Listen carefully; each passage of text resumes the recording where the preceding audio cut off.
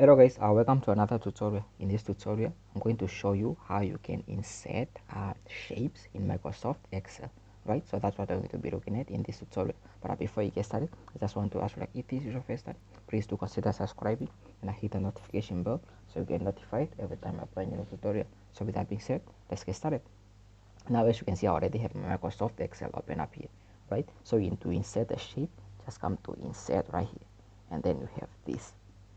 Right, if you look here, you have these shapes. Now you can click on that, and then you have all these shapes that you can insert. So let's say if you wanted to insert maybe a rectangle, you can click on a rectangle and then just come and then you can draw it up, right? And then as you can see, you can be able to move it around. You can also format it. As you can see, you have this format tab right here, right? So if you click out, that format tab is no more there, but then the moment you click on it, you have this format tab.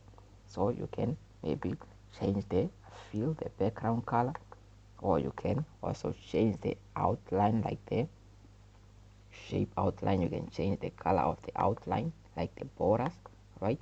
So that's how you can format it, right? That's how you can insert the shape. You can also insert different shapes. As you can see, just come to insert and then click on that, and then let's say maybe you wanted to insert a circle, right? So click on that and then you can just draw it up, and then as you can see, you have that, and then you have also this measurement, right?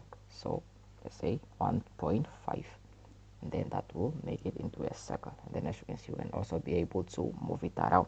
So yeah, it's really simple. So yeah, that's it. That's just how you can insert the shape into Microsoft Excel. As you can see, it's really simple. So yeah, that's it. I hope you find this video helpful. If you did, make sure you give it a thumbs up, leave us a comment down below, and if this was your first time, please do consider subscribing and hit the notification bell so you get notified every time I upload a new tutorial. So with that being said, that's it for this tutorial.